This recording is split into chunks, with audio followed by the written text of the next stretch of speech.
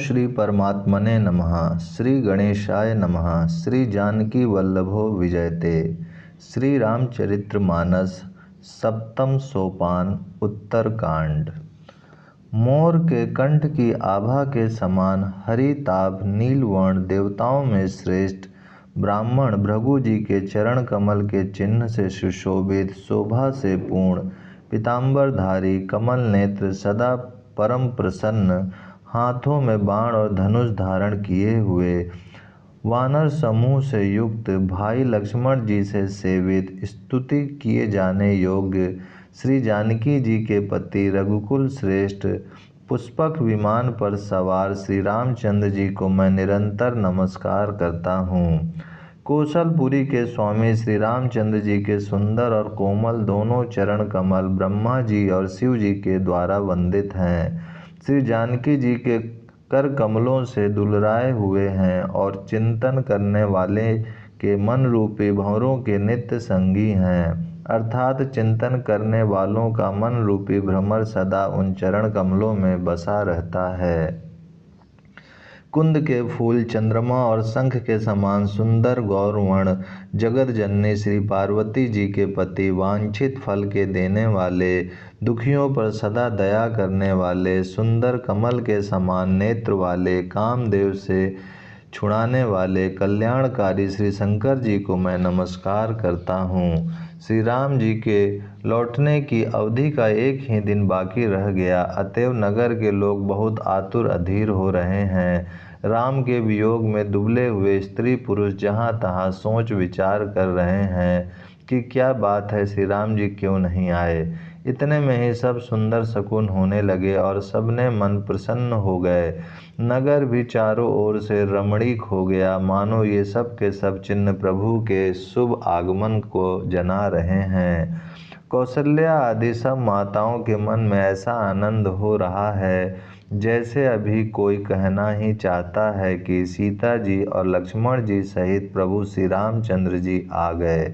भरत जी की दाहिनी आंख और दाहिनी भुजा बार बार फड़क रही है। इसे शुभ शकुन जानकर उनके मन में अत्यंत हर्ष हुआ और वे विचार करने लगे। प्राणों की आधार रूप अवधि का एक ही दिन शेष रह गया।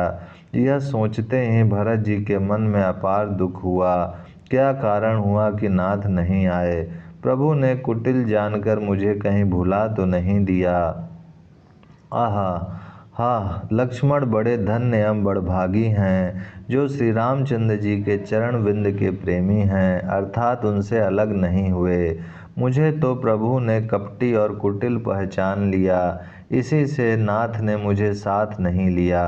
बात भी ठीक ही है, क्योंकि यदि प्रभु मेरी करनी पर ध्यान दें तो 100 करोड़ असंख्य कल्पों तक भी मेरा निस्तार छुटकारा नहीं हो सकता। परंतु आशा इतनी ही है कि प्रभु सेवक का अवगुण कभी नहीं मानते।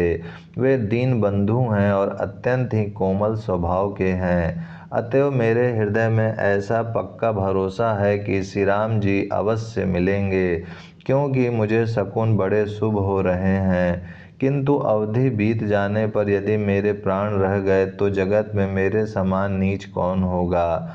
श्री राम जी के विरह समुद्र में भरत जी का मन डूब रहा था। उसी समय पवन पुत्र हनुमान जी ब्राह्मण का रूप धरकर इस प्रकार आ गए, मानो उन्हें डूबने से बचाने के लिए नाव आ गई हो।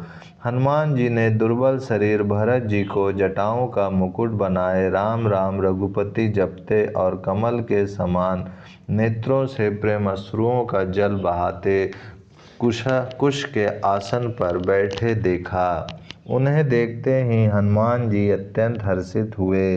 उनका शरीर पुलकित हो गया, नेत्रों से प्रेम अश्रुओं का जल बरसने लगा। मन में बहुत प्रकार से सुख मानकर वे कानों के लिए अमृत के समान वाणी बोले, जिनके विरह में आप दिन रात सोच करते घुलते रहते हैं और जिनके गुण समूहों की पंक्तियों को आप निरंतर रटते रहते हैं, वे ही रघुकुल के तिलक, सज्जनों को सुख देने वाले और देवताओं तथा मुनियों के रक्षक श्री राम जी सकुशल आ गए। शत्रु को रण में जीत कर सीता जी और लक्ष्मण जी सहित प्रभु आ रहे हैं। देवता उनका सुंदर यश गा रहे हैं। ये वचन सुनते ही भरत जी को सारे दुख भूल गए, जैसे प्यासा आदमी अमृत पाकर प्यास के दुख को भूल जाए। भरत जी ने पूछा, हे तात, तुम कौन हो और कहाँ से आए हो, जो तुमने मुझको ये परम प्रिय अत्यंत आनंद देने वाले वचन सुनाए। हनुमान जी ने कहा, हे कृपा निधान, सुनिए, मैं पवन का पुत्र और जाति का वानर हूँ। मेरा नाम हनुमान है। मैं दीनों के बंधु श्री रघुनाथ जी का दास हूँ। यह सुनते ही भरत जी उठकर आदरपूर्वक हनुमान जी से गले लगकर मिले। मिलते समय प्रेम हृदय में नहीं समाता।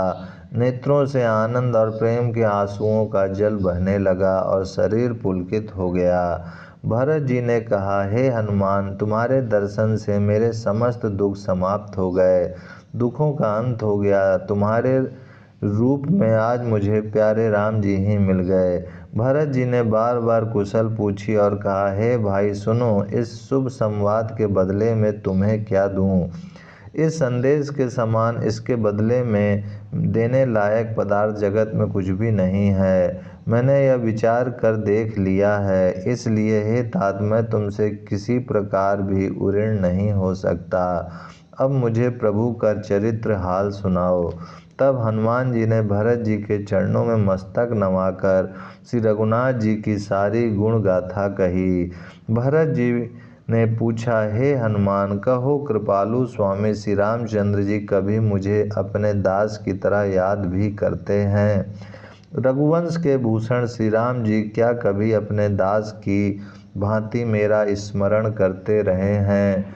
भरत जी के अत्यंत नम्र वचन सुनकर हनुमान जी पुलकित शरीर होकर उनके चरणों पर गिर पड़े और मन में विचारने लगे कि जो चराचर के स्वामी हैं, वे श्री रघुवीर अपने श्रीमुख से जिनके गुण समूहों का वर्णन करते हैं, वे भरत जी ऐसे विनम्र, परम पवित्र और सद्गुणों के समुद्र क्यों न हों? हनुमान जी ने कहा, हे नाथ, आप श्री राम जी को प्राणों के समान प्रिय हैं। हे तात, मेरा वचन सत्य है। यह सुनकर भरत जी बार बार मिलते हैं, हृदय में हर्ष समाता नहीं है। फिर भरत जी के चरणों में सिर नवाकर हनुमान जी तुरंत ही श्री राम जी के पास लौट गए और जाकर उन्होंने सब कुशल कही। तब प्रभु हर्षित होकर विमान पर चढ़कर चले। इधर भरत जी भी हर्षित होकर अयोध्यापुरी में आए और उन्होंने गुरु जी को सब समाचार सुनाया। फिर राजमहल में खबर जनाई कि श्री रघुनाथ जी कुशल पूर्वक नगर को आ रहे हैं। खबर सुनते ही सब माताएं उठ दौड़ीं। भरत जी ने प्रभु की कुशल कहकर सबको समझाया। नगर निवासियों ने यह समाचार पाया तो स्त्री पुरुष सभी हर्षित होकर दौड़े। श्री राम जी के स्वागत के लिए दही, दूब, गोरोचन, फल फूल और मंगल के मूल, नवीन तुलसी दल आदि वस्तुएं सोने के थालों में भर भर कर हथिनी की सी चाल वाली सौभाग्यवती स्त्रियां उन्हें लेकर गाती हुई चलीं। जो जैसे हैं, जहाँ जिस दशा में हैं, वे वैसे ही वहीं से उसी दशा में उठ दौड़ते हैं। देर हो जाने के डर से बालकों और बूढ़ों को कोई साथ नहीं लाते। एक दूसरे से पूछते हैं, भाई तुमने दयालु श्री रघुनाथ जी को देखा है? प्रभु को आते जानकर अवधपुरी संपूर्ण शोभाओं की खान हो गई। तीनों प्रकार की सुंदर वायु बहने लगी। सरयू जी अति निर्मल जल वाली हो गईं, अर्थात सरयू जी का जल अत्यंत निर्मल हो गया। गुरु वशिष्ठ जी, कुटुंबी, छोटे भाई शत्रुघ्न तथा ब्राह्मणों के समूह के साथ हर्षित होकर भरत जी अत्यंत प्रेमपूर्ण मन से कृपा धाम श्री राम जी के सामने अर्थात उनकी अगवानी के लिए चले। बहुत सी स्त्रियां अट्टारियों पर चढ़ी आकाश में विमान देख रही हैं और उसे देखकर हर्षित होकर मीठे स्वर से सुंदर मंगल गीत गा रही हैं। ओम शांति शांति शांति। ओम श्री परमात्मने नमः। श्री रामचरितमानस अध्याय उत्तरकांड पेज 834 आगे। श्री रघुनाथ जी पूर्णिमा के चंद्रमा हैं तथा अवधपुर समुद्र है, जो उस पूर्ण चंद्र को देखकर हर्षित हो रहा है और शोर करता हुआ बढ़ रहा है। इधर उधर दौड़ती हुई स्त्रियां उसकी तरंगों के समान लगती हैं। यहाँ विमान पर से सूर्य कुल रूपी कमल के प्रफुल्लित करने वाले सूर्य श्री राम जी वानरों को मनोहर नगर दिखला रहे हैं। वे कहते हैं, हे सुग्रीव, हे अंगद, हे लंकापति विभीषण, सुनो, यह पुरी पवित्र है और यह देश सुंदर है। यद्यपि सबने वैकुंठ की बड़ाई की है, यह वेद पुराणों में प्रसिद्ध है और जगत जानता है, परंतु अवधपुरी के समान मुझे वह भी प्रिय नहीं है। यह बात भेद कोई कोई विरले ही जानते हैं। यह सुहावनी पुरी मेरी जन्मभूमि है। इसके उत्तर दिशा में जीवों को पवित्र करने वाली सरयू नदी बहती है, जिसमें स्नान करने से मनुष्य बिना ही परिश्रम मेरे समीप निवास सामीप्य मुक्ति पा जाते हैं। यहाँ के निवासी मुझे बहुत ही प्रिय हैं। यह पूरी सुख की राशि और मेरे परम धाम को देने वाली है। प्रभु की वाणी सुनकर सब वानर हर्षित हुए और कहने लगे कि जिस अवध की स्वयं श्री राम जी ने बड़ाई की, वह अवश्य ही धन्य है। कृपा सागर भगवान श्री रामचंद्र जी ने सब लोगों को आते देखा, तो प्रभु ने विमान को नगर के समीप उतरने की प्रेरणा की। तब वह पृथ्वी पर उतरा। विमान से उतरकर प्रभु ने पुष्पक विमान से कहा कि तुम अब कुबेर के पास जाओ। श्री राम जी की प्रेरणा से वह चला। उसे अपने स्वामी के पास जाने का हर्ष है और प्रभु श्री रामचंद्र जी से अलग होने का अत्यंत दुख भी। भरत जी के साथ सब लोग आए। श्री रघुवीर के वियोग से सबके शरीर दुबले हो रहे हैं। प्रभु ने वामदेव, वशिष्ठ और आदि मुनि श्रेष्ठों को देखा तो उन्होंने धनुष बाण पृथ्वी पर रखकर छोटे भाई लक्ष्मण जी सहित दौड़कर गुरु जी के चरण कमल पकड़ लिए। उनके रोम रोम अत्यंत पुलकित हो रहे हैं। मुनिराज वशिष्ठ जी ने उठाकर उन्हें गले लगाकर कुशल पूछी। प्रभु ने कहा, आप ही की दया में हमारी कुशल है। धर्म की धूरी धारण करने वाले रघुकुल के स्वामी श्री रामचंद्र जी ने सब ब्राह्मणों से मिलकर उन्हें मस्तक नवाया। फिर भरत जी ने प्रभु के वे चरण कमल पकड़े जिन्हें देवता मुनि शंकर जी और ब्रह्मा जी भी नमस्कार करते हैं। भरत जी पृथ्वी पर पड़े हैं, उठाए उठते नहीं। तब कृपा सिंधु श्री राम जी ने उन्हें जबरदस्ती उठाकर हृदय से लगा लिया। उनके सांवले शरीर पर रोए खड़े हो गए। नवीन कमल के समान नेत्रों में प्रेम अश्रुओं के जल की बाढ़ आ गई। कमल के समान नेत्रों से जल बह रहा है। सुंदर शरीर में पुलकावली अत्यंत शोभा दे रही है। त्रिलोकी के स्वामी प्रभु श्री राम जी छोटे भाई भरत जी को अत्यंत प्रेम से हृदय से लगाकर मिले। भाई से मिलते समय प्रभु जैसे शोभित हो रहे हैं, उसकी उपमा मुझसे कही नहीं जाती। मानो प्रेम और श्रृंगार शरीर धारण करके मिले और श्रेष्ठ शोभा को प्राप्त हुए। कृपा निधान श्री राम जी भरत जी से कुशल पूछते हैं, परंतु आनंदवश भरत जी के मुख से वचन शीघ्र नहीं निकलते। शिव जी ने कहा, हे पार्वती, सुनो, वह सुख जो उस समय भरत जी को मिल रहा था वचन और मन से परे है। उसे वही जानता है जो उसे पाता है। भरत जी ने कहा, हे कौशलनाथ, आपने आर्त दुखी जानकर दास को दर्शन दिए, इससे अब कुशल है। विरह समुद्र में डूबते हुए मुझको कृपा निधान ने हाथ पकड़कर बचा लिया। फिर प्रभु हर्षित होकर शत्रुघ्न जी को हृदय से लगाकर उनसे मिले। तब लक्ष्मण जी और भरत जी दोनों भाई परम प्रेम से मिले। फिर लक्ष्मण जी शत्रुघ्न जी से गले लगकर मिले और इस प्रकार विरह से उत्पन्न दुसह दुख का नाश किया। फिर भाई शत्रुघ्न जी सहित भरत जी ने सीता जी के चरणों में सिर नवाया और परम सुख प्राप्त किया। प्रभु को देखकर अयोध्यावासी सब हर्षित हुए। वियोग से उत्पन्न सब दुख नष्ट हो गए। सब लोगों को प्रेम विहल और मिलने के लिए अत्यंत आतुर देखकर खर के शत्रु कृपालु श्री राम जी ने एक चमत्कार किया। उसी समय कृपालु श्री राम जी असंख्य रूपों में प्रकट हो गए और सबसे एक ही साथ यथा योग्य मिले। श्री रघुवीर ने कृपा की दृष्टि से देखकर सब नर नारियों को शोक से रहित कर दिया। भगवान क्षण मात्र में सबसे मिल लिए।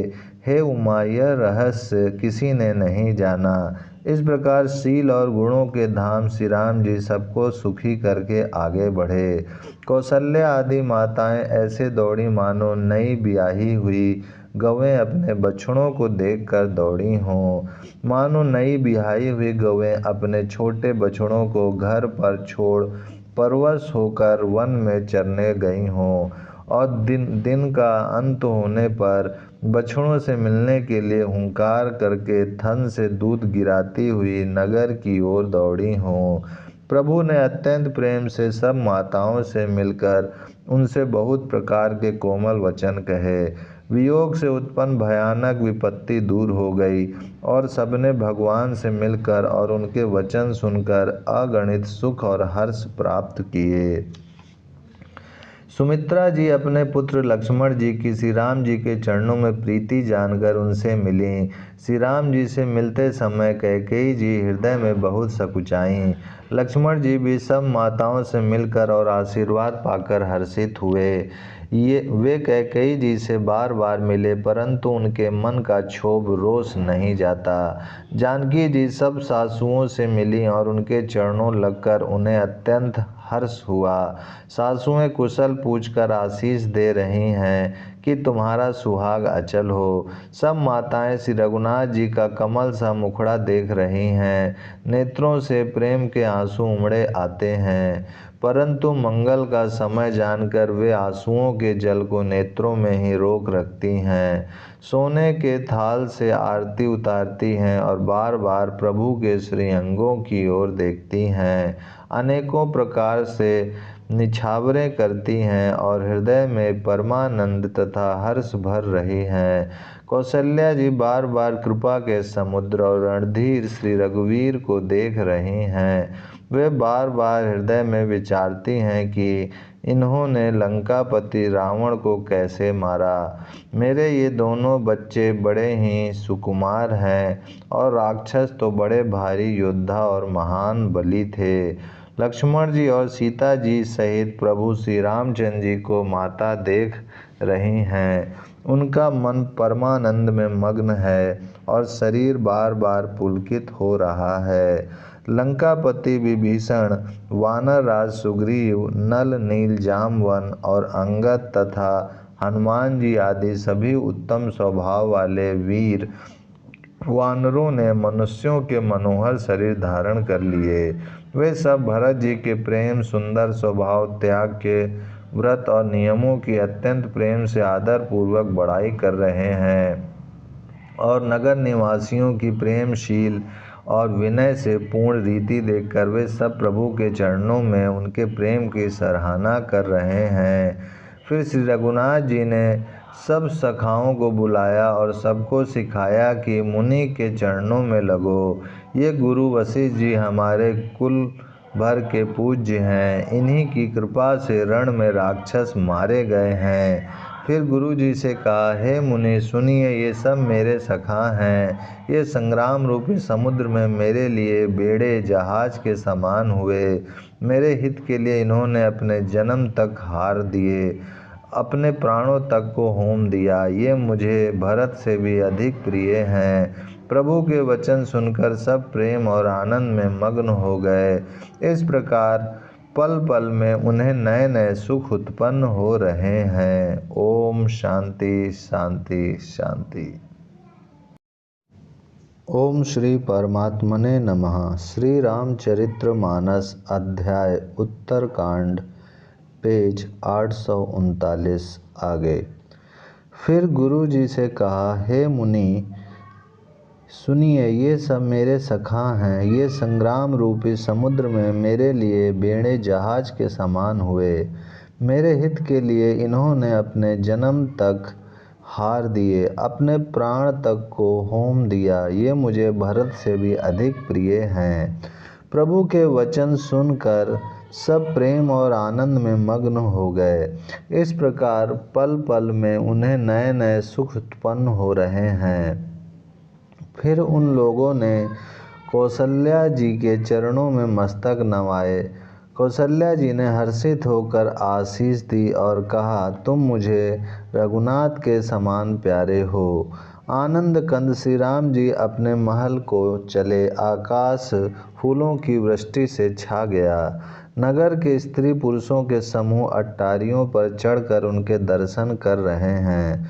सोने के कलशों को विचित्र रीति से मणि रत्न आदि से अलंकृत कर और सजाकर सब लोगों ने अपने अपने दरवाज़ों पर रख लिया। सब लोगों ने मंगल के लिए बदनवार ध्वजा और पताकाएं लगाईं। सारी गलियां सुगंधित द्रव्यों से सिंचाई गईं। गजमुक्ताओं से रचकर बहुत सी चौकें पुराई गईं। अनेकों प्रकार के सुंदर मंगल साज सजाए गए और हर्षपूर्वक नगर में बहुत से डंके बजने लगे। स्त्रियां जहां तहां निछावर कर रही हैं और हृदय में हर्षित होकर आशीर्वाद देती हैं। बहुत सी युवती सौभाग्यवती स्त्रियां सोने के थालों में अनेकों प्रकार की आरती सजकर मंगल गान कर रही हैं। वे अतिरहर दुखों को हरने वाले और सूर्य कुल रूपी कमल वन के प्रफुल्लित करने वाले सूर्य श्री राम जी की आरती कर रही हैं। नगर की शोभा, संपत्ति और कल्याण का वेद शेष जी और सरस्वती जी वर्णन करते हैं, परंतु वे भी ये चरित्र देखकर ठगे से रह जाते हैं, स्तंभित हो रहते हैं। शिव जी कहते हैं, हे उमा, तब भला मनुष्य उनके गुणों को कैसे कह सकते हैं। स्त्रियां कुमुदनी हैं, अयोध्या सरोवर है और श्री रघुनाथ जी का विरह सूर्य है। इस विरह सूर्य के ताप से वे मुरझा गई थीं। अब उस विरह रूपी सूर्य के अस्त होने पर श्री राम रूपी पूर्ण चंद्र को निरख कर वे खिल उठीं। अनेक प्रकार के शुभ शकुन हो रहे हैं। आकाश में नगाड़े बज रहे हैं। नगर के पुरुषों और स्त्रियों को सनाथ दर्शन द्वारा कृतार्थ करके भगवान श्री राम जी महल को चले।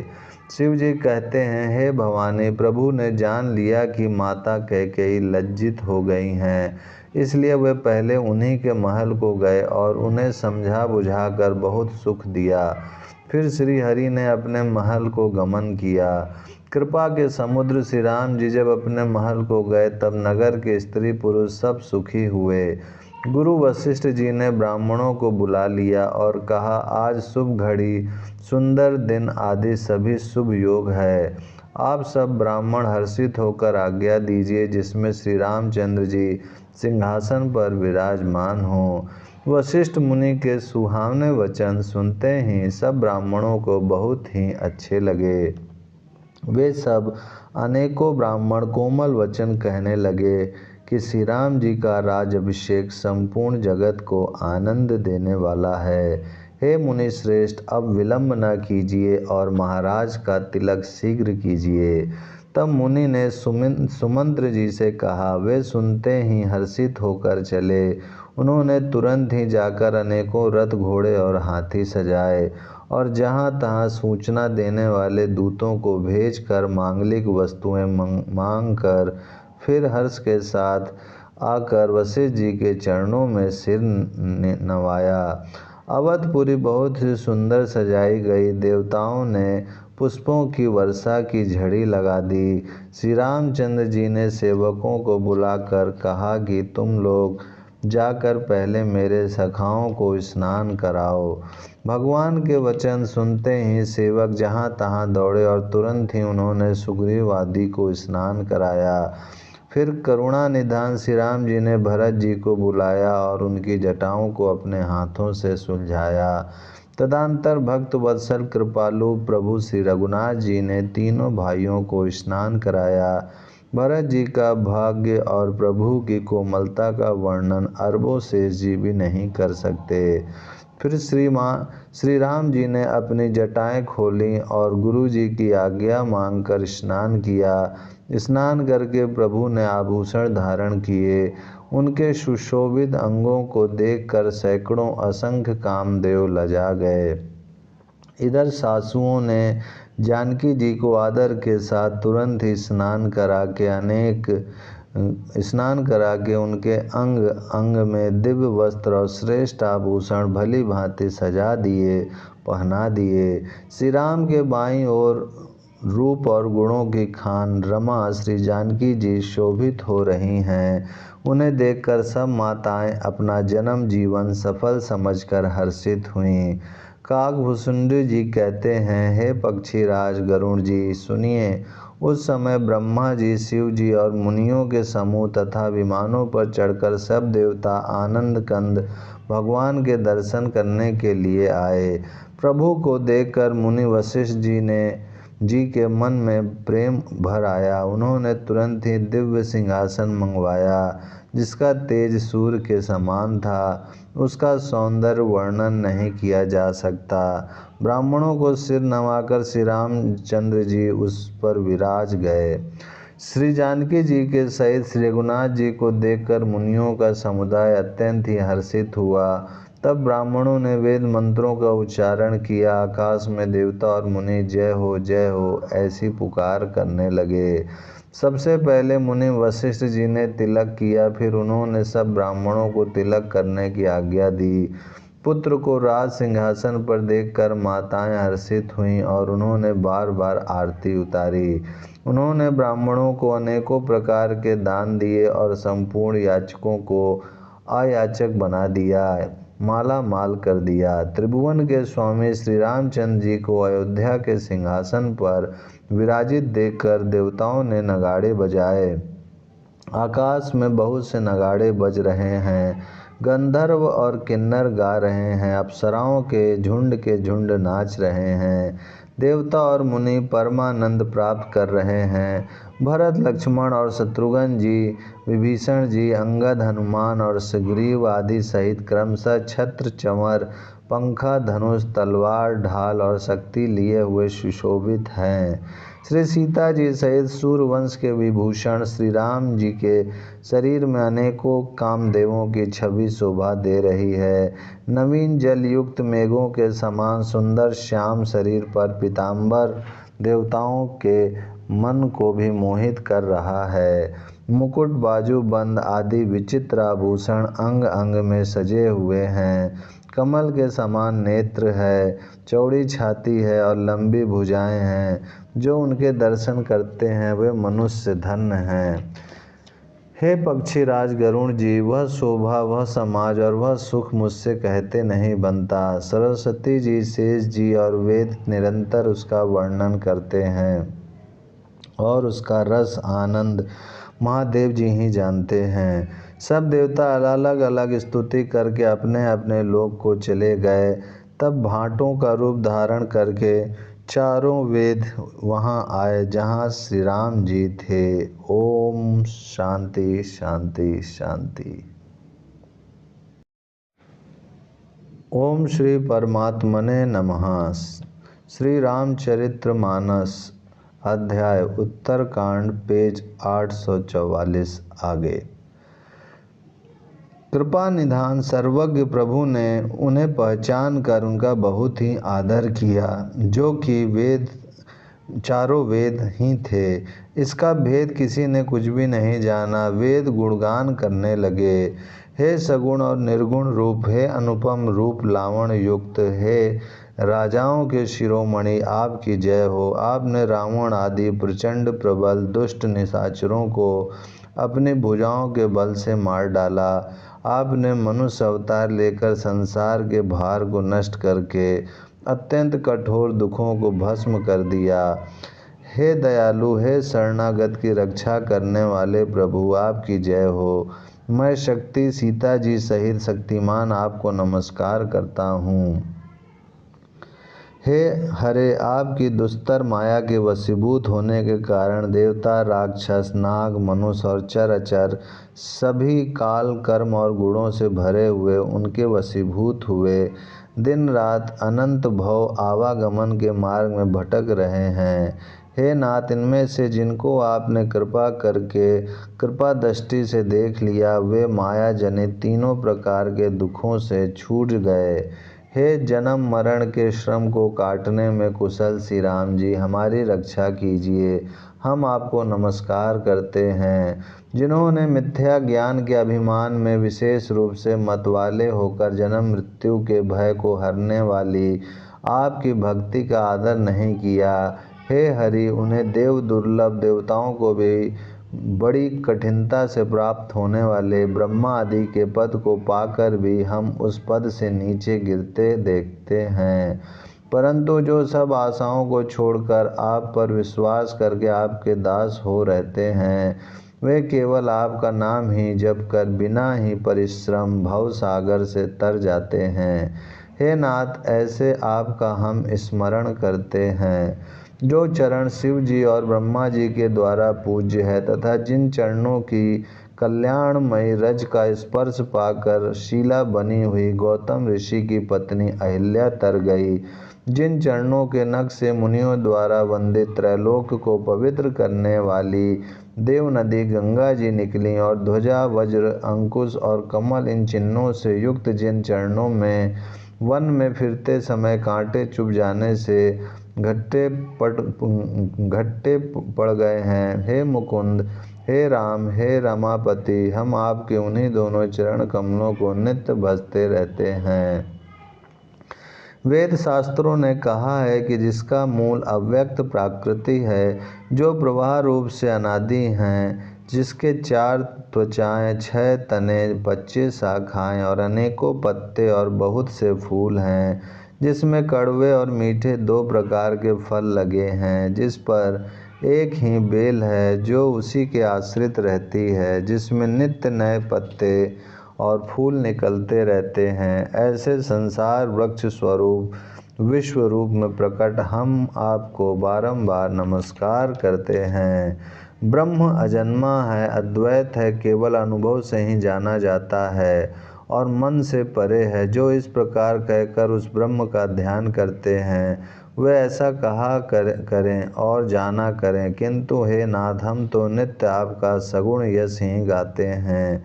हे करुणा के धाम प्रभु, हे सद्गुणों की खान, हे देव, हम यह वर मांगते हैं कि मन, वचन और कर्म से विकारों को त्याग कर आपके चरणों में ही प्रेम करें।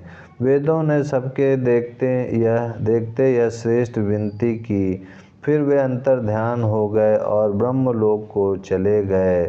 काकभुसुंडु जी कहते हैं, हे गरुण जी सुनिए।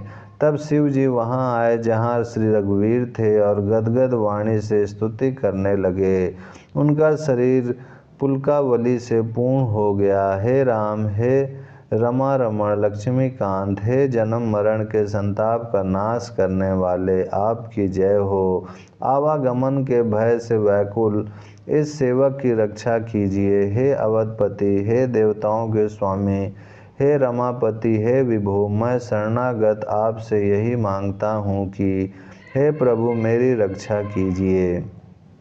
हे 10 सिर और 20 भुजाओं वाले रावण का विनाश करके पृथ्वी के सब महान रोगों कष्टों को दूर करने वाले श्री राम जी, राक्षस समूह रूपी जो पतंगे थे, वे सब आपके बाण रूपी अग्नि के प्रचंड तेज से भस्म हो गए। आप पृथ्वी मंडल के अत्यंत सुंदर आभूषण हैं। आप श्रेष्ठ बाण, धनुष और तरकस धारण किए हुए हैं। महान मद, मोह और ममता रूपी रात्रि के अंधकार समूह के नाश करने के लिए आप सूर्य के तेजोमय किरण समूह हैं। कामदेव रूपी भील ने मनुष्य रूपी हिरणों के हृदय में कुभोग रूपी बाण मारकर उन्हें गिरा दिया है। हे नाथ, हे पाप ताप का हरण करने वाले हरे, उसे मारकर विषय रूपी वन में भूले पड़े हुए इन पामर अनाथ जीवों की रक्षा कीजिए। लोग बहुत से रोगों और वियोगों दुखों से मारे हुए हैं। ये सब आपके चरणों के निरादर के फल हैं। जो मनुष्य आपके चरण कमलों में प्रेम नहीं करते, वे अथाह भव सागर में पड़े हैं। जिन्हें आपके चरण कमलों में प्रीति नहीं है, वे नित्य ही अत्यंत दीन, मलिन, उदास और दुखी रहते हैं। और जिन्हें आपकी लीला कथा का आधार है, उनको संत और भगवान सदा प्रिय लगने लगते हैं। उनमें न राग आसक्ति है, न लोभ, न मान है, न मद। उनको संपत्ति सुख और विपत्ति दुख समान है। इसी से मुनि लोग योग साधन का भरोसा सदा के लिए त्याग देते हैं और प्रसन्नता के साथ आपके सेवक बन जाते हैं। हे वे प्रेम पूर्वक नियम लेकर निरंतर शुद्ध हृदय से आपके चरण कमलों की सेवा करते रहते हैं और निरादर और आदर को समान मानकर वे सब संत सुखी होकर पृथ्वी पर विचरते हैं। हे मुनियों के मन रूपी कमल के भ्रमर, हे महान रणधीर एवं अजय श्री रघुवीर, मैं आपको भजता हूँ, आपकी शरण ग्रहण करता हूँ। हे हरि, आपका नाम जपता हूँ और आपको नमस्कार करता हूँ। आप जन्म मरण रूपी रोग की महान औषध और अभिमान के शत्रु हैं। आप गुणशील और कृपा के परम स्थान हैं। आप लक्ष्मीपति हैं, मैं आपको निरंतर प्रणाम करता हूँ। हे रघुनंदन, आप जन्म मरण दुख सुख राग द्वेष आदि द्वंद्व समूहों का नाश कीजिए। हे पृथ्वी की पालना करने वाले राजन, इस दीन जन की ओर भी दृष्टि डालिए। मैं आपसे बार बार यही वरदान मांगता हूँ कि मुझे आपके चरण कमलों की अचल भक्ति और आपके भक्तों का सत्संग सदा प्राप्त हो। हे लक्ष्मीपते, हर्षित होकर मुझे यही दीजिए। श्री राम जी के गुणों का वर्णन करके उमापति महादेव जी हर्षित होकर कैलाश को चले गए। तब प्रभु ने वानरों को सब प्रकार से सुख देने वाले ढेरे दिलवाए। ओम शांति शांति शांति। ओम श्री परमात्मने नमः। श्री रामचरित्र मानस अध्याय उत्तरकांड पेज 848 आगे। हे गरुण जी, सुनिए, यह कथा सबको पवित्र करने वाली है। दैहिक दैविक भौतिक तीनों प्रकार के तापों का और जन्म मृत्यु के भय का नाश करने वाली है। महाराज श्री रामचंद्र जी के कल्याणमय राज अभिषेक का चरित्र निष्काम भाव से सुनकर मनुष्य वैराग्य और ज्ञान प्राप्त करते हैं, और जो मनुष्य सकाम भाव से सुनते और जो गाते हैं, वे अनेकों प्रकार के सुख और संपत्ति पाते हैं। वे जगत में देव दुर्लभ सुखों को भोग कर अंत काल में श्री रघुनाथ जी के परम धाम को जाते हैं। इसे जो जीवन मुक्त विरक्त और विषयी सुनते हैं, वे क्रमशः भक्ति मुक्ति और नवीन संपत्ति नित्य नए भोग पाते हैं। हे पक्षीराज गरुण जी, मैंने अपनी बुद्धि की पहुँच के अनुसार राम कथा वर्णन की है, जो जन्म मरण के भय और दुखों को हरने वाली है। यह वैराग्य विवेक और भक्ति को दृढ़ करने वाली है तथा मोह रूपी नदी के पार करने के लिए सुंदर नाव है। अवधपुरी में नित्य नए मंगल उत्सव होते हैं। सभी वर्गों के लोग हर्षित रहते हैं। श्री राम जी के चरण कमलों में जिन्हें श्री शिव जी, मुनिगण और ब्रह्मा जी भी नमस्कार करते हैं, सबकी नित्य नवीन प्रीति है। भिक्षुकों को बहुत प्रकार के वस्त्र आभूषण पहनाए गए और ब्राह्मणों ने नाना प्रकार के दान पाए। वानर सब ब्रह्मानंद में मग्न हैं। प्रभु के चरणों में सबका प्रेम है। उन्होंने दिन जाते जाने ही नहीं और बात की बात में 6 महीने बीत गए। उन लोगों को अपने घर भूल ही गए। जागृत की तो बात ही क्या, उन्हें स्वप्न में भी घर की सुध याद नहीं आती। जैसे संतों के मन में दूसरों से द्रोह करने की बात कभी नहीं आती, तब श्री रघुनाथ जी ने सब सखाओं को बुलाया। सबने आकर आदर सहित सिर नवाया। बड़े ही प्रेम से श्री राम जी ने उनको अपने पास बैठाया और भक्तों को सुख देने वाले कोमल वचन कहे। तुम लोगों ने मेरी बड़ी सेवा की है, मुँह पर किसी प्रकार तुम्हारी बड़ाई करूं। मेरे हित के लिए तुम लोगों ने घरों को तथा सब प्रकार के सुखों को त्याग दिया। इससे तुम मुझे अत्यंत ही प्रिय लग रहे हो। छोटे भाई, राज्य संपत्ति, जानकी, अपना शरीर, घर कुटुंब और मित्र, ये सभी मुझे प्रिय हैं, परंतु तुम्हारे समान नहीं। मैं झूठ नहीं कहता, यह मेरा स्वभाव है। सेवक सभी को प्यारे लगते हैं, यह नीति नियम है, पर मेरा तो दास पर स्वाभाविक ही विशेष प्रेम है। हे सखागण, अब सब लोग घर जाओ, वहाँ दृढ़ नियम से मुझे भजते रहना। मुझे सदा सर्वव्यापक और सबका हित करने वाला जानकर अत्यंत प्रेम करना। प्रभु के वचन सुनकर सब के सब प्रेम मग्न हो गए। हम कौन हैं और कहाँ हैं, यह देह की सुध भी भूल गई। वे प्रभु के सामने हाथ जोड़कर टकटकी लगाए देखते ही रह गए। अत्यंत प्रेम के कारण कुछ कह नहीं सकते। प्रभु ने उनका अत्यंत प्रेम देखा, तब उन्हें अनेकों प्रकार से विशेष ज्ञान का उपदेश दिया। प्रभु के सम्मुख वे कुछ कह नहीं सकते, बार बार प्रभु के चरण कमलों को देखते हैं। तब प्रभु ने अनेक रंगों के अनुपम और सुंदर गहने कपड़े मंगवाए। सबसे पहले भरत जी ने अपने हाथ से संवार कर सुग्रीव को वस्त्र आभूषण पहनाए। फिर प्रभु की प्रेरणा से लक्ष्मण जी ने विभीषण जी को गहने कपड़े पहनाए, जो श्री रघुनाथ जी के मन को बहुत ही अच्छे लगे। अंगद बैठे ही रहे, वे अपनी जगह से हिले तक नहीं। उनका उत्कंठ प्रेम देखकर प्रभु ने उनको नहीं बुलाया।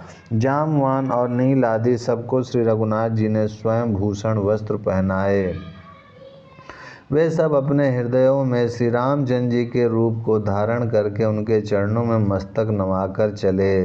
तब अंगद उठकर सिर नवाकर, नेत्रों में जल भरकर और हाथ जोड़कर अत्यंत विनम्र तथा मानो प्रेम के रस में डुबोए हुए मधुर वचन बोले। हे सर्वज्ञ, हे कृपा और सुख के समुद्र, हे दीनों पर दया करने वाले, हे आर्तों के प्रभु, सुनिए। हे नाथ, मरते समय मेरे पिता बाली मुझे आपकी ही गोद में डाल गए थे, अतः हे भक्तों के हितकारी, अपना असरण शरण विरत बाना याद करके मुझे त्यागिए नहीं। मेरे तो स्वामी, गुरु, पिता और माता सब कुछ आप ही हैं। आपके चरण कमलों को छोड़कर मैं कहाँ जाऊँ। हे महाराज, आप ही विचार कर कहिए, प्रभु आपको छोड़कर घर में मेरा क्या काम है। हे नाथ, इस ज्ञान बुद्धि और बल से हीन बालक तथा दीन सेवकों को शरण में रखिए। मैं घर की सब नीची से नीची सेवा करूँगा और आपके चरण कमलों को देख देख कर भव सागर से तर जाऊँगा। ऐसा कहकर वे श्री राम जी के चरणों में गिर पड़े और बोले, हे प्रभु, मेरी रक्षा कीजिए। हे नाथ, अब यह न कहिए कि तू घर जा। अंगद के विनम्र वचन सुनकर करुणा की सीमा प्रभु श्री रघुनाथ जी ने उनको उठाकर हृदय से लगा लिया। प्रभु के नेत्रों कमल में प्रेम अश्रुओं का जल भर आया। तब भगवान ने अपने हृदय की माला, वस्त्र और मणि रत्नों के आभूषण बाली पुत्र अंगद को पहनाकर और बहुत प्रकार से समझाकर उनकी विदाई की। भक्त की करनी को याद करके भरत जी, छोटे भाई शत्रुघ्न जी और लक्ष्मण जी सहित उनको पहुँचाने चले। अंगद के हृदय में थोड़ा प्रेम नहीं है, अर्थात बहुत अधिक प्रेम है। वे फिर कर श्री राम जी की ओर देखते हैं और बार बार दंडवत प्रणाम करते हैं। मन में ऐसा आता है कि श्री राम जी मुझे रहने को कह दें। वे श्री राम जी के देखने की, बोलने की, चलने की तथा हंसकर मिलने की रीति को याद कर करके सोचते हैं, दुखी होते हैं। किंतु प्रभु का रुख देखकर बहुत से विनय वचन कहकर तथा हृदय में चरण कमलों को रख कर वे चले। अत्यंत आदर के साथ सब वानरों को पहुंचाकर भाइयों सहित भरत जी लौट आए। तब हनुमान जी ने सुग्रीव के चरण पकड़कर अनेक प्रकार से विनती की और कहा, हे देव, कुछ दिन श्री रघुनाथ जी की चरण सेवा करके फिर मैं आकर आपके चरणों के दर्शन करूंगा। सुग्रीव ने कहा, हे पवन कुमार, तुम पुण्य की राशि हो जो भगवान ने तुमको अपनी सेवा में रख लिया। जाकर कृपा धाम श्री राम जी की सेवा करो। सब वानर ऐसा कहकर तुरंत चल पड़े। अंगद ने कहा, हे हनुमान, सुनो, मैं तुमसे हाथ जोड़कर कहता हूँ, प्रभु से मेरी दंडवत कहना और श्री रघुनाथ जी को बार बार मेरी याद कराते रहना। ऐसा कहकर बाली पुत्र अंगद चले। तब हनुमान जी लौट आए और आकर प्रभु से उनका प्रेम वर्णन किया। उसे सुनकर भगवान प्रेम मग्न हो गए। काकभुसुंड जी कहते हैं, हे गरुण जी, श्री राम जी का चित्त वज्र से भी अत्यंत कठोर और फूल से भी अत्यंत कोमल है। तब कहिए वह किसकी समझ में आ सकता है। फिर कृपालु श्री राम जी ने निषाद राज को बुला लिया और उसे भूषण वस्त्र प्रसाद में दिए। फिर कहा, अब तुम भी घर जाओ, वहाँ मेरा स्मरण करते रहना और मन वचन तथा कर्म से धर्म के अनुसार चलना। तुम मेरे मित्र हो और भरत के समान भाई हो। अयोध्या में सदा आते जाते रहना। यह वचन सुनते ही उसको भारी सुख उत्पन्न हुआ। नेत्रों में आनंद और प्रेम के आंसुओं का जल भरकर वह चरणों में गिर पड़ा। फिर भगवान के चरण कमलों को हृदय में रखकर वह घर आया और आकर अपने कुटुंबियों को उसने प्रभु का स्वभाव सुनाया। श्री रघुनाथ जी का यह चरित्र देखकर अवधपुरवासी बार बार कहते हैं कि सुख की राशि श्री रामचंद्र जी धन्य हैं। श्री रामचंद्र जी के राज्य पर प्रतिष्ठित होने पर तीनों लोग हर्षित हो गए। उनके सारे शोक जाते रहे। कोई किसी से वैर नहीं करता। श्री रामचंद्र जी के प्रताप से सबकी विषमता, आंतरिक भेदभाव मिट गई। सब लोग अपने अपने वर्ण और आश्रम के अनुकूल धर्म में तत्पर हुए सदा वेद मार्ग पर चलते हैं और सुख पाते हैं। उन्हें ना किसी बात का भय है, ना शोक है और ना कोई रोग ही सताता है। ओम शांति शांति शांति। ओम श्री परमात्मने नमः। श्री रामचरितमानस अध्याय उत्तरकांड, पेज 854 आगे।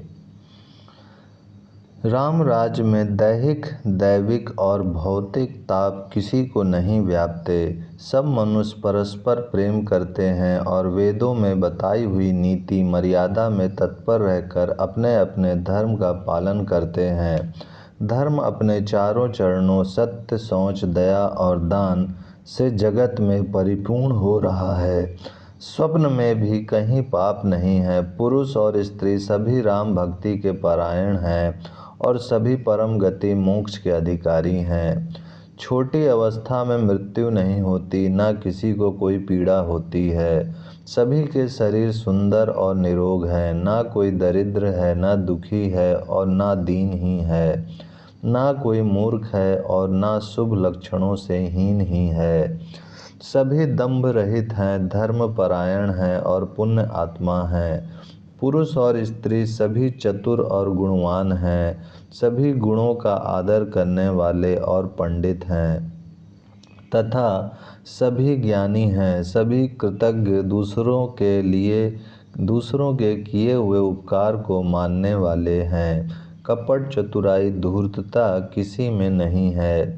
काकभुसुंड जी कहते हैं, हे पक्षीराज गरुड़ जी, सुनिए। श्री राम के राज में जड़ चेतन सारे जगत में काल, कर्म, स्वभाव और गुणों से उत्पन्न हुए दुख किसी को भी नहीं होते, अर्थात इनके बंधन में कोई नहीं है।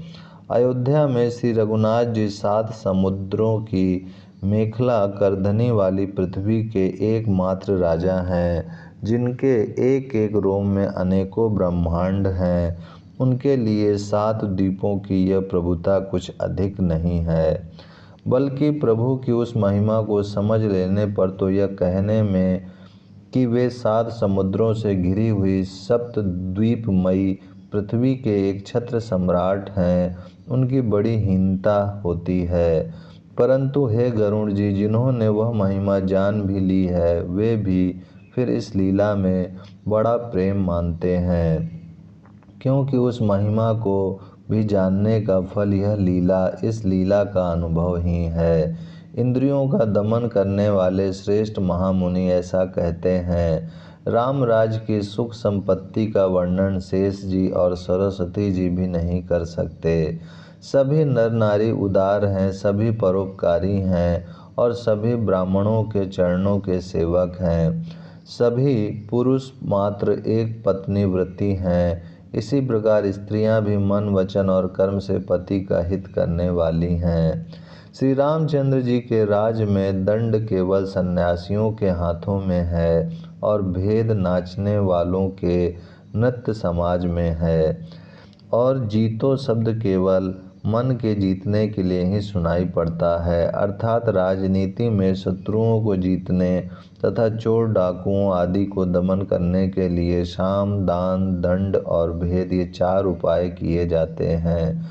राम राज में कोई शत्रु है ही नहीं, इसलिए जीतो शब्द केवल मन के जीतने के लिए ही कहा जाता है। कोई अपराध करता ही नहीं, इसलिए दंड किसी को नहीं होता। दंड शब्द केवल सन्यासियों के हाथ में रहने वाले दंड के लिए ही रह गया है तथा सभी अनुकूल होने के कारण भेद नीति की आवश्यकता ही नहीं रह गई। भेद शब्द केवल सुर ताल के भेद के लिए ही कामों में आता है। वनों में वृक्ष सदा फूलते और फलते हैं। हाथी और सिंह वैर भूलकर एक साथ रहते हैं। पक्षी और पशु सभी ने स्वाभाविक वैर भुलाकर आपस में प्रेम बढ़ा लिया है। पक्षी कूजते, मीठी बोली बोलते हैं। भांति भांति के पशुओं के समूह वन में निर्भय विचरते हैं और आनंद करते हैं। शीतल मंद सुगंधित पवन चलता रहता है। भंवरे पुष्पों का रस लेकर चलते हुए गुंजार करते जाते हैं। बेलें और वृक्ष मांगने से ही मधु मकरंद टपका देते हैं।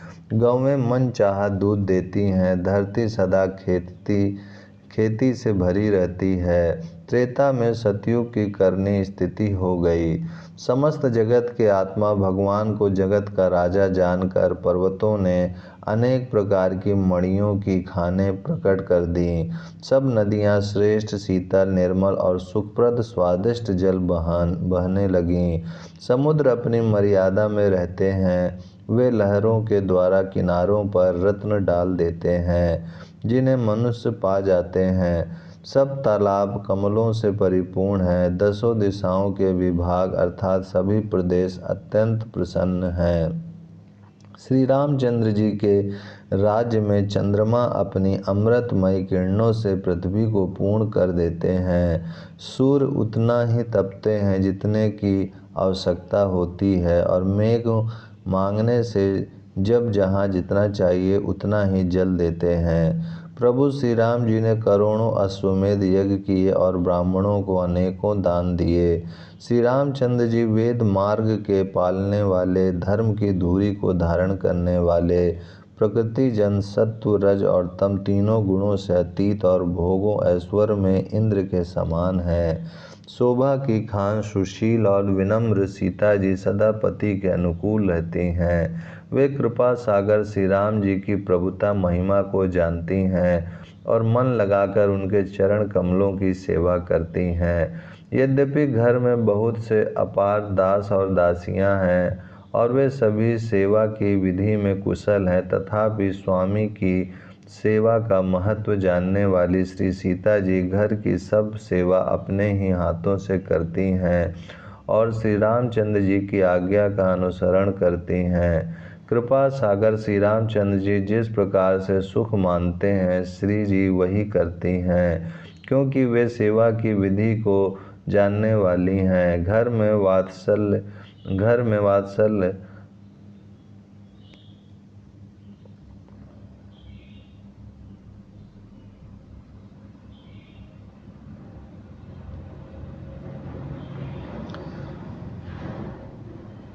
घर में कौशल्या आदि सभी सासुओं की सीता जी सेवा करती हैं। उन्हें किसी बात का अभिमान और मद नहीं है। शिव जी कहते हैं, हे उमा जगत जननी रमा, सीता जी ब्रह्मा आदि देवताओं से वंदित और सदा आनंदित सर्वगुण संपन्न है।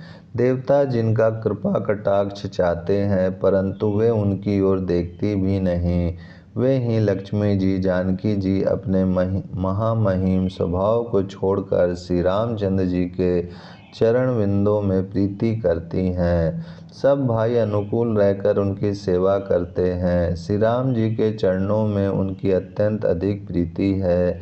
वे सदा प्रभु का मुखारविंद ही देखते रहते हैं कि कृपालु श्री राम जी कभी हमें कुछ सेवा करने को कहें। श्री रामचंद्र जी भी भाइयों पर प्रेम करते हैं और उन्हें नाना प्रकार की नीतियाँ सिखलाते हैं।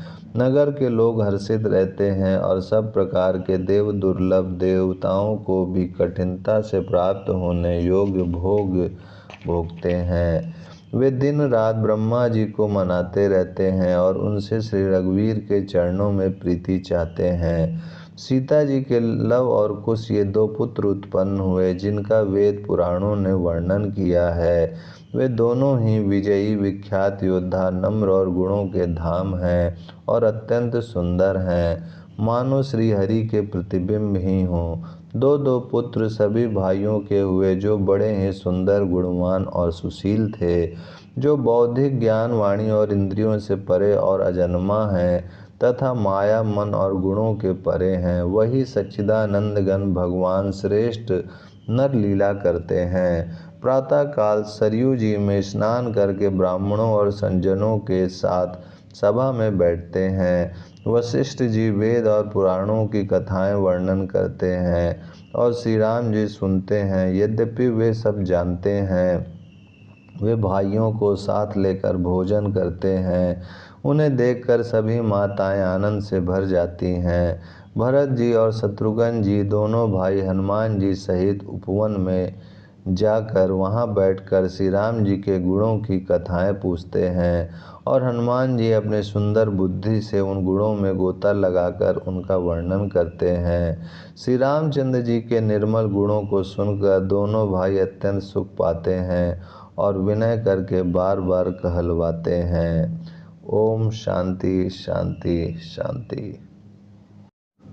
ओम श्री परमात्मने नमः। श्री रामचरित्र मानस अध्याय उत्तरकांड पेज 858 आगे। सबके यहाँ घर घर में पुराणों और अनेक प्रकार के पवित्र रामचरित्रों की कथा होती है। पुरुष और स्त्री सभी श्री रामचंद्र जी का गुणगान करते हैं और इस आनंद में दिन रात का बीतना भी नहीं जान पाते। जहाँ भगवान श्री रामचंद्र जी स्वयं राजा होकर विराजमान हैं, उस अवधपुरी के निवासियों के सुख संपत्ति के समुदाय का वर्णन हजारों शेष जी भी नहीं कर सकते। नारद आदि और सनक आदि मुनीश्वर सब कौशल राज श्री राम जी के दर्शन के लिए प्रतिदिन अयोध्या आते हैं और उस दिव्य नगर को देखकर वैराग्य भुला देते हैं। दिव्य स्वर्ण और रत्नों से बनी हुई अट्टारियां हैं, उनमें मणि रत्नों की अनेक रंगों की सुंदर ढली हुई फर्शें हैं। नगर के चारों ओर अत्यंत सुंदर परकोटा बना है, जिस पर सुंदर रंग बिरंगे कंगूरे बने हैं, मानो 9 ग्रहों ने बड़ी भारी सेना बनाकर अमरावती को आकर घेर लिया हो। पृथ्वी सड़कों पर अनेकों रंगों के दिव्य कांचों रत्नों की गच बनाई ढाली गई है, जिसे देखकर श्रेष्ठ मुनियों के भी मन नाच उठते हैं। उज्ज्वल महल ऊपर आकाश को चूम छू रहे हैं। महलों पर के कलश अपने दिव्य प्रकाश से मानो सूर्य चंद्रमा के प्रकाश की भी निंदा तिरस्कार करते हैं। महलों में बहुत सी मड़ियों से रचे हुए झरोखे सुशोभित हैं और घर घर में मड़ियों के दीपक शोभा पा रहे हैं। घरों में मड़ियों के दीपक शोभा दे रहे हैं। मूंगों की बनी हुई दहेलियाँ चमक रही हैं। मड़ियों रत्नों के खंभे हैं। मरकत मणियों पन्नों से जड़ी हुई सोने की दीवारें ऐसी सुंदर हैं, मानो ब्रह्मा ने खास तौर से बनाई हो। महल सुंदर, मनोहर और विशाल है। उनमें सुंदर स्फटिक के आंगन बने हैं। प्रत्येक द्वार पर बहुत से खरादे हुए हीरों से जड़े हुए सोने के किवाड़ हैं। घर घर में सुंदर चित्रशालाएं हैं, जिनमें श्री राम जी के चरित्र बड़ी सुंदरता के साथ संवार कर अंकित किए हुए हैं।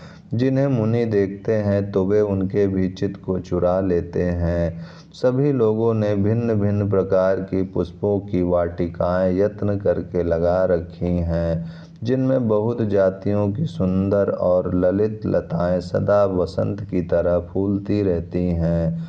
भंवरे मनोहर स्वर से गुंजार करते हैं। सदा तीनों प्रकार के सुंदर वायु बहती रहती है। बालकों ने बहुत से पक्षी पाल रखे हैं, जो मधुर बोली बोलते हैं और उड़ने में सुंदर लगते हैं।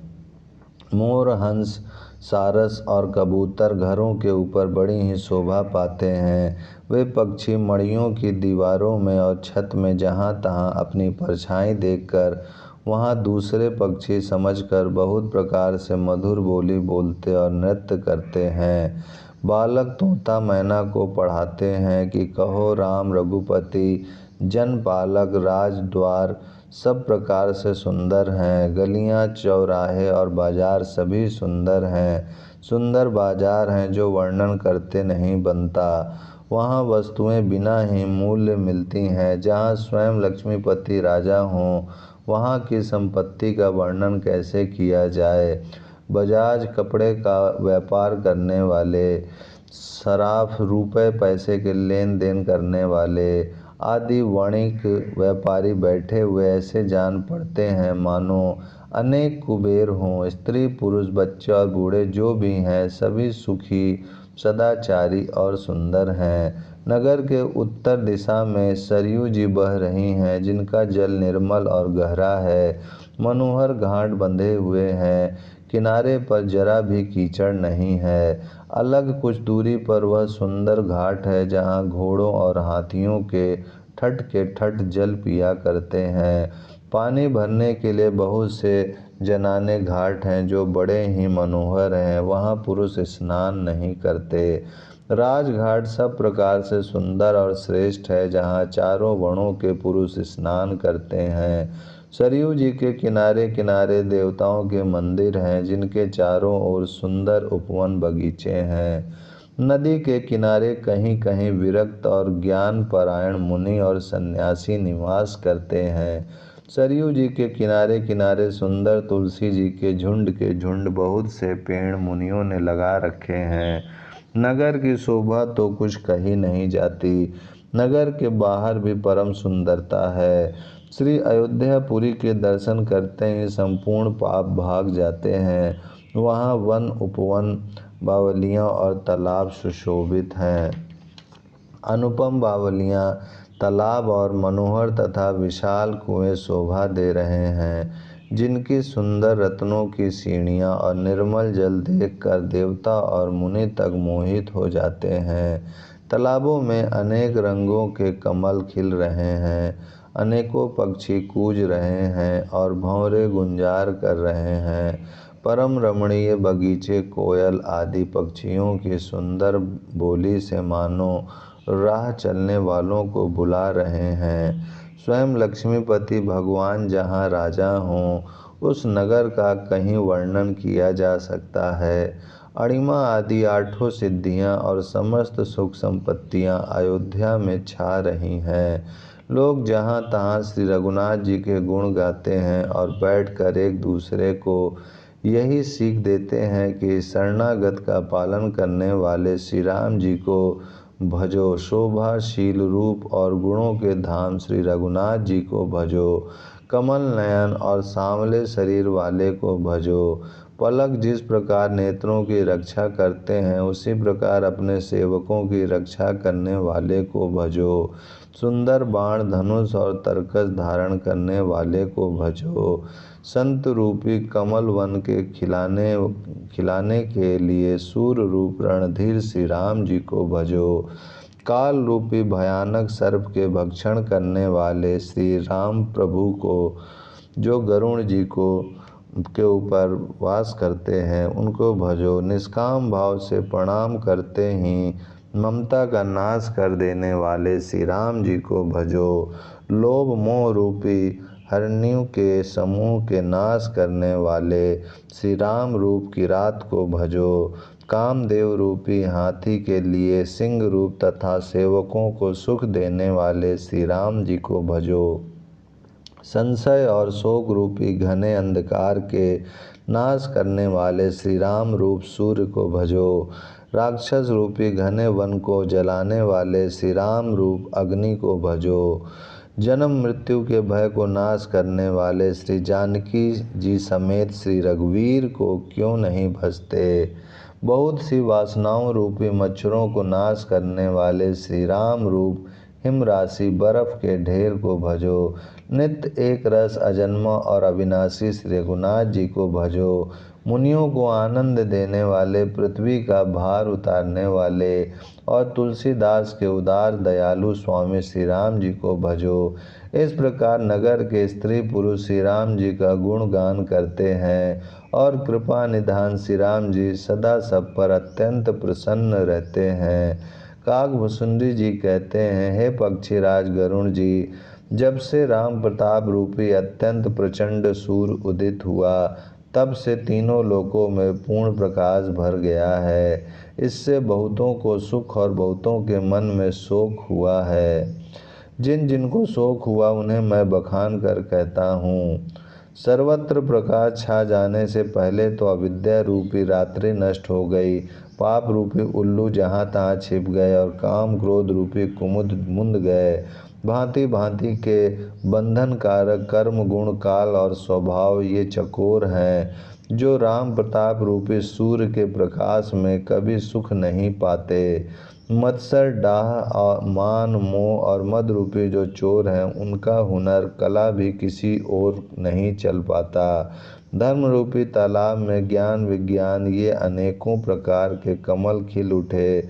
सुख संतोष वैराग और विवेक ये अनेकों चकवे शोक रहित हो गए। यह श्री राम प्रताप रूपी जिसके हृदय में जब प्रकाश करता है तब जिनका वर्णन पीछे से किया गया है वे धर्म ज्ञान विज्ञान सुख संतोष वैराग और विवेक बढ़ जाते हैं, और जिनका वर्णन पहले किया गया है वे अविद्या पाप काम क्रोध कर्म काल गुण स्वभाव आदि नाश को प्राप्त होते नष्ट हो जाते हैं। ओम शांति शांति शांति। ओम श्री परमात्मने नमः। श्री रामचरित्र मानस पेज 864 आगे। एक बार भाइयों सहित श्री रामचंद्र जी परम प्रिय हनुमान जी को साथ लेकर सुंदर उपवन देखने गए। वहाँ के सब वृक्ष फूले हुए और नए पत्तों से युक्त थे। सुअवसर जानकर सनकादि मुनि आए जो तेज के पुंज सुंदर गुण और शील से युक्त तथा सदा ब्रह्मानंद में लवलीन रहते हैं। देखने में तो वे बालक लगते हैं परंतु हैं बहुत समय के, मानो चारों वेद ही बालक रूप धारण किए हों। वे मुनि समदर्शी और भेद रहित हैं, दिशाएं ही उनके वस्त्र हैं। उनके एक ही व्यसन है कि जहाँ श्री रघुनाथ जी की चरित्र कथा होती है वहाँ जाकर वे उसे अवश्य सुनते हैं। शिव जी कहते हैं, हे भवानी, सनकादि मुनि वहाँ गए थे, वहाँ से चले आ रहे थे जहाँ ज्ञानी मुनि श्रेष्ठ श्री अगस्त्य जी रहते थे। श्रेष्ठ मुनि ने श्री राम जी की बहुत सी कथाएं वर्णन की थीं जो ज्ञान उत्पन्न करने में उसी प्रकार समर्थ हैं जैसे अरण लकड़ी से अग्नि उत्पन्न होती है।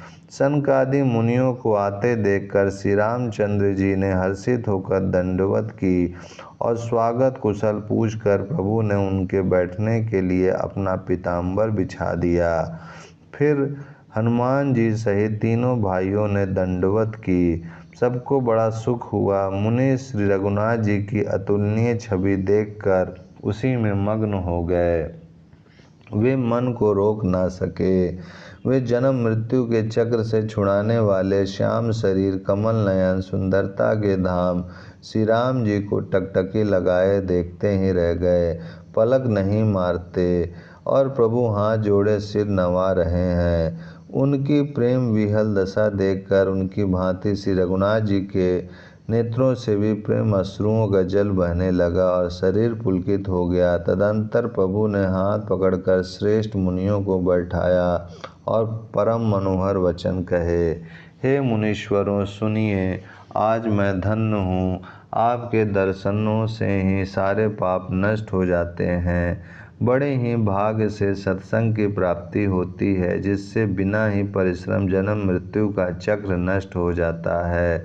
संत का संग मोक्ष भव बंधन से छूटने का और कामी का संग जन्म मृत्यु के बंधन में पड़ने का मार्ग है। संत, कवि और पंडित तथा वेद पुराण आदि सभी सद्ग्रंथ ऐसा कहते हैं। प्रभु के वचन सुनकर चारों मुनि हर्षित होकर पुलकित शरीर से स्तुति करने लगे।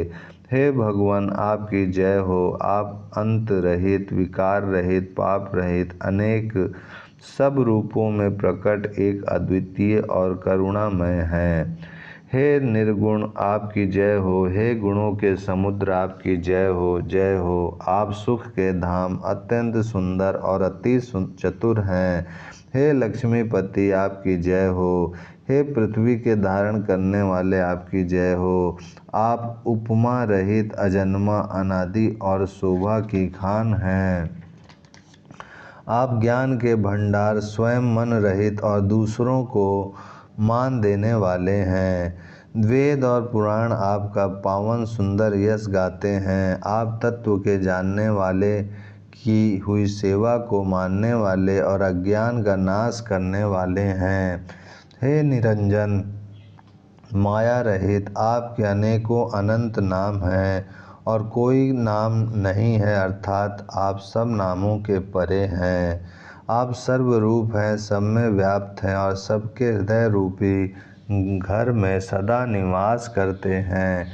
अतः आप हमारा परिपालन कीजिए। राग, द्वेष, अनुकूलता, प्रतिकूलता, जन्म मृत्यु आदि द्वंद्व, विपत्ति और जन्म मृत्यु के जाल को काट दीजिए। हे राम जी, आप हमारे हृदय में बसकर काम और मद का नाश कर दीजिए। आप परमानंद स्वरूप, कृपा के धाम और मन की कामनाओं को परिपूर्ण करने वाले हैं। हे श्री राम जी, हमको अपनी अविचल प्रेमा भक्ति दीजिए। हे रघुनाथ जी, आप हमें अपनी अत्यंत पवित्र करने वाली और तीनों प्रकार के तापों और जन्म मरण के कलेशों का नाश करने वाली भक्ति दीजिए। हे शरणागतों की कामना पूर्ण करने के लिए कामधेनु और कल्प वृक्ष रूप प्रभु, प्रसन्न होकर हमें यही वर दीजिए। हे रघुनाथ जी, आप जन्म मृत्यु रूप समुद्र को सोखने के लिए अगस्त मुनि के समान हैं। आप सेवा करने में सुलभ हैं तथा सब सुखों के देने वाले हैं। हे दीनबंधो, मन से उत्पन्न दारुण दुखों का नाश कीजिए और हमें समदृष्टि का विस्तार कीजिए।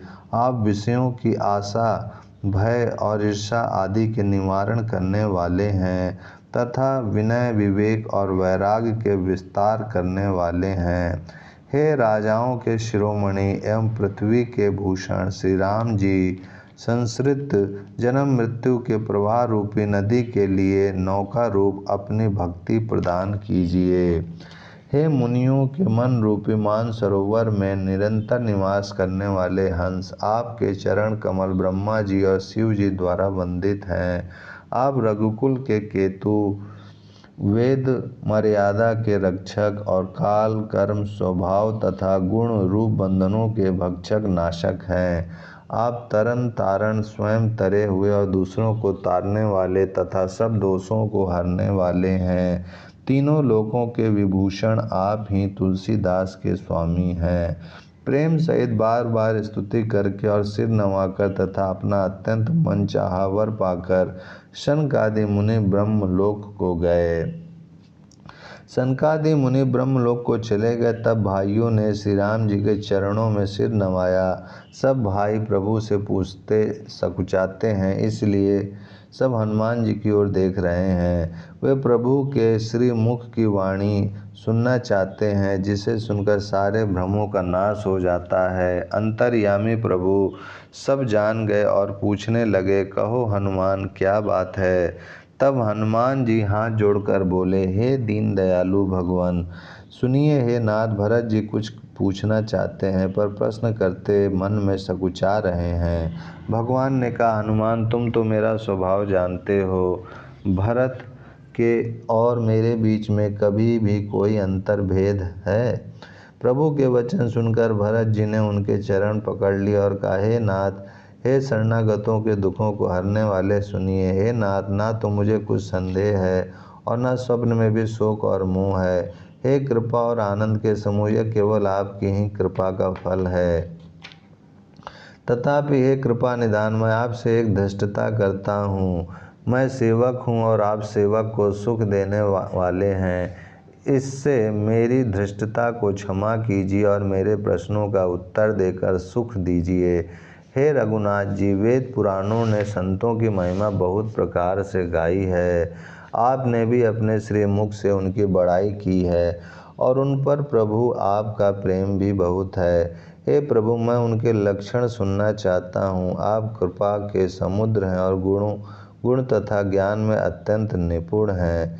हे शरणागत का पालन करने वाले, संत और असंत के भेद अलग अलग करके मुझको समझाकर कहिए। ओम शांति शांति शांति। ओम श्री परमात्मने नमः। श्री रामचरितमानस अध्याय उत्तरकांड, पेज 868 आगे। भरत जी ने कहा, हे शरणागत का पालन करने वाले प्रभु श्री राम, संत और असंत के भेद अलग अलग करके मुझको समझा कर कहिए। श्री राम जी ने कहा, हे भाई, संतों के लक्षण गुण असंख्य हैं, जो वेद और पुराणों में प्रसिद्ध हैं। संत और असंतों की करनी ऐसी है जैसे कुल्हाड़ी और चंदन का आचरण होता है। हे भाई सुनो, कुल्हाड़ी चंदन को काटती है, क्योंकि उसका स्वभाव या काम ही वृक्षों को काटना है, किंतु चंदन अपने स्वभाववश अपना गुण देकर उसे काटने वाली कुल्हाड़ी को सुगंध से सुवासित कर देता है। इसी गुण के कारण चंदन देवताओं के सिरों पर चढ़ता है और जगत का प्रिय हो रहा है, और कुल्हाड़ी के मुख को यह दंड मिलता है कि उसको आग में जलाकर फिर घन से पीटते हैं। संत विषयों में लंपट लिप्त नहीं होते, शील और सद्गुणों की खान होते हैं, और उन्हें पराया दुख देखकर दुख और सुख देखकर सुख होता है। वे सब में सर्वत्र सब समय समता रखते हैं। उनके मन कोई उनका शत्रु नहीं है। वे मद से रहित और वैराग्यवान होते हैं तथा लोभ, क्रोध, हर्ष और भय का त्याग किए हुए रहते हैं। उनका चित्त बड़ा कोमल होता है। वे दीनों पर दया करते हैं तथा मन, वचन और कर्म से मेरी निष्कपट विशुद्ध भक्ति करते हैं। सबको सम्मान देते हैं पर स्वयं मान रहित होते हैं। हे भरत, वे प्राणी संत जन मेरे प्राणों के समान हैं। उनको कोई कामना नहीं होती। वे मेरे नाम के परायण होते हैं। शांति, वैराग, विनय और प्रसन्नता के घर होते हैं। उनमें शीतलता, सरलता, सबके प्रति मित्र भाव और ब्राह्मणों के चरणों में प्रीति होती है, जो धर्मों को उत्पन्न करने वाली है। हे तात, ये सब लक्षण जिसके हृदय में बसते हों, उसको सदा सच्चा संत जानना, जो शम, मन के निग्रह, दम, इंद्रियों के निग्रह, नियम और नीति से कभी विचलित नहीं होते और मुख से कभी कठोर वचन नहीं बोलते, जिन्हें निंदा और स्तुति बड़ाई दोनों समान है, और मेरे चरण कमलों में जिनकी ममता है, वे गुणों के धाम और सुख की राशि संत जन मुझे प्राणों के समान प्रिय हैं। अब असंतों, दुष्टों का स्वभाव सुनो। कभी भूल कर भी उनकी संगति नहीं करनी चाहिए। उनका संग सदा दुख देने वाला होता है। जैसे हर हाई बुरी जाति की गाय कपिला सीधी और दूधार गाय को अपने संग से नष्ट कर डालती है, दुष्टों के हृदय में बहुत अधिक संताप रहता है। वे पराई संपत्ति सुख देखकर सदा जलते रहते हैं। वे जहाँ कहीं दूसरे की निंदा सुन पाते हैं वहाँ ऐसे हर्षित होते हैं मानो रास्ते में पड़ी निधि खजाना पा लिए हों। वे काम, क्रोध, मद और लोभ के परायण तथा निर्दयी, कपटी, कुटिल और पापों के घर होते हैं। वे बिना ही कारण सब किसी से वैर किया करते हैं। जो भलाई करता है उसके साथ भी बुराई करते हैं।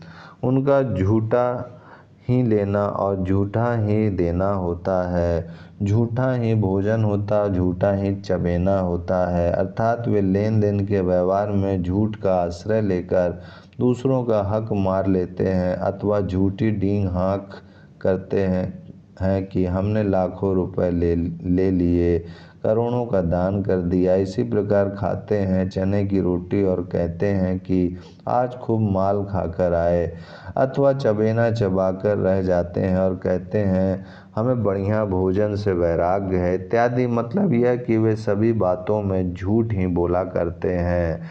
जैसे मोर बहुत मीठा बोलता है परंतु उसका हृदय ऐसा कठोर होता है कि वह महान विषैले सांपों को भी खा जाता है, वैसे ही वे भी ऊपर से मीठे वचन बोलते हैं परंतु हृदय के बड़े ही निर्दयी होते हैं।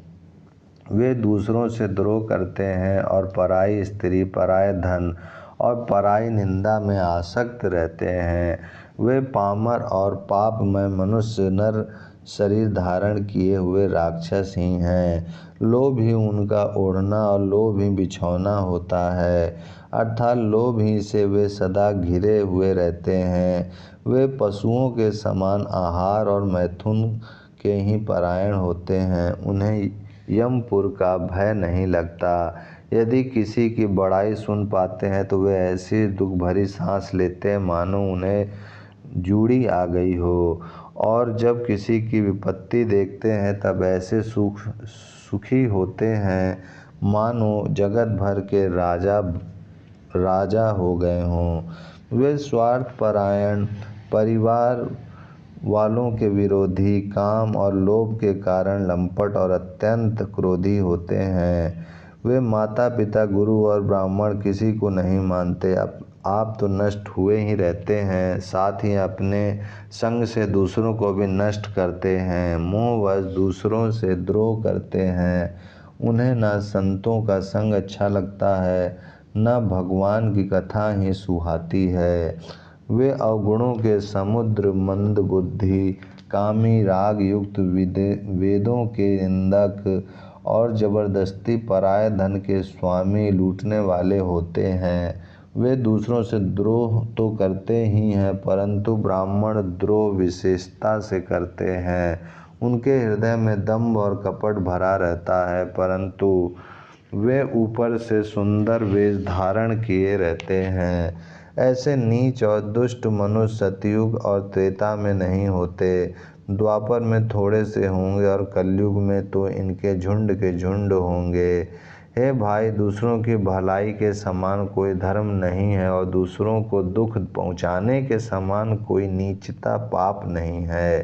हे तात, समस्त पुराणों और वेदों का यह निर्णय निश्चित सिद्धांत मैंने तुमसे कहा है। इस बात को पंडित लोग जानते हैं। मनुष्य का शरीर धारण करके जो लोग दूसरों को दुख पहुंचाते हैं उनको जन्म मृत्यु के महान संकट सहने पड़ते हैं। मनुष्य मोहवश स्वार्थ परायण होकर अनेकों पाप करते हैं, इसी से उनका परलोक नष्ट हुआ रहता है। हे भाई, मैं उनके लिए काल रूप भयंकर हूँ और उनके अच्छे और बुरे कर्मों का यथा योग फल देने वाला हूँ। ऐसा विचार कर जो लोग परम चतुर हैं वे संसार के प्रवाह को दुख रूप जानकर मुझे ही भजते हैं। इसी से वे शुभ और अशुभ फल देने वाले कर्मों को त्याग कर देवता, मनुष्य और मुनियों के नायक मुझको भजते हैं। इस प्रकार मैंने संतों और असंतों के गुण कहे। जिन लोगों ने इन गुणों को समझ रखा है वे जन्म मरण के चक्कर में नहीं पड़ते ओम शांति शांति शांति।